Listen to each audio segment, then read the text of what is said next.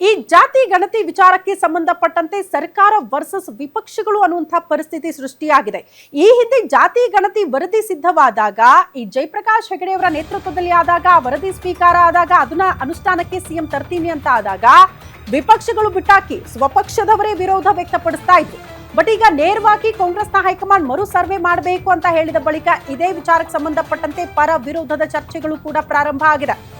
OBC ನಾಯಕರ team ರಚನೆಗೆ BJP ನಿರ್ಧಾರ ಮಾಡಿದೆಯಂತೆ. ಕೇಂದ್ರ ಸರ್ಕಾರದ ಜಾತಿ ಗಣತಿಯೇ ಅಸಲಿ, ಇದನ್ನ ಮನದಟ್ಟು ಮಾಡುವಂತಹ ಪ್ರಯತ್ನಗಳು ಬಿಜೆಪಿ ನಾಯಕರಿಂದ ಆಗುತ್ತೆ. ರಾಜ್ಯದ ಮಾಹಿತಿ ಸರಿ ಇಲ್ಲ ಅಂತ ಜನಾಭಿಪ್ರಾಯ ರೂಪಿಸೋದಕ್ಕೆ ಪ್ಲಾನ್. ಈಗಾಗಲೇ ಪ್ರಬಲ ಸಮುದಾಯಗಳಿಂದ ಜಾತಿ ಗಣತಿ ವರದಿಗೆ ವಿರೋಧ ವ್ಯಕ್ತವಾಗ್ತಾ ಇದೆ. ಇದನ್ನೇ ಮುಂದಿಟ್ಟುಕೊಂಡು ಸರ್ಕಾರಕ್ಕೆ ಬಿಸಿ ಮುಟ್ಟಿಸೋ ಸಲುವಾಗಿ ಪ್ಲಾನ್ ಮಾಡ್ಕೊಳ್ತಿದ್ದಾರಂತೆ ಬಿಜೆಪಿ ನಾಯಕರು.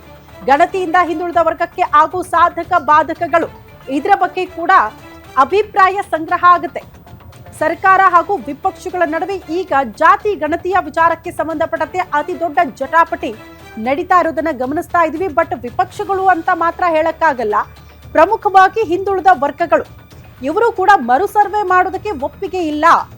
ಈಗ ಆಲ್ರೆಡಿ ಒಂದು ವರದಿ ಸಿದ್ಧವಾಗಿದೆ, ಅದನ್ನೇ ಅನುಷ್ಠಾನಕ್ಕೆ ತರಬೇಕಾಗಿತ್ತು. ಕಾಂಗ್ರೆಸ್ ನಾಯಕರು ಅಂದ್ರೆ ಹೈಕಮಾಂಡ್ ಹೇಳಿದ ತಕ್ಷಣ ಯಾಕೆ ಒಪ್ಕೊಂಡು ಬಂದ್ರಿ ಅಂತ ಸಿದ್ದರಾಮಯ್ಯನವರ ವಿರುದ್ಧವೇ ಕೆಲವರು ತಿರುಗಿ ಬೀಳ್ತಿದ್ದಾರೆ.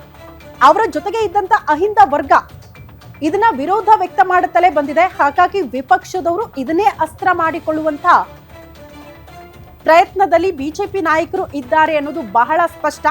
ಹಾಗಾಗಿ ಕೇಂದ್ರ ಮಾಡಿರುವಂತಹ ಜಾತಿ ಗಣತಿನೇ ಅಸಲಿ, ಅದರಲ್ಲಿರುವಂತಹ ನಂಬರ್ಗಳೇ ಕರೆಕ್ಟ್. ಅದನ್ನ ಹೊರತುಪಡಿಸಿ ರಾಜ್ಯ ಸರ್ಕಾರ ಮಾಡಿರುವಂತಹ ಜಾತಿ ಗಣತಿ ವರದಿ ಸರಿ ಇಲ್ಲ, ಅದರ ಜೊತೆಗೆ ಮರು ಸರ್ವೆ ಕೂಡ ಸರಿಯಾಗಿ ಆಗಲ್ಲ.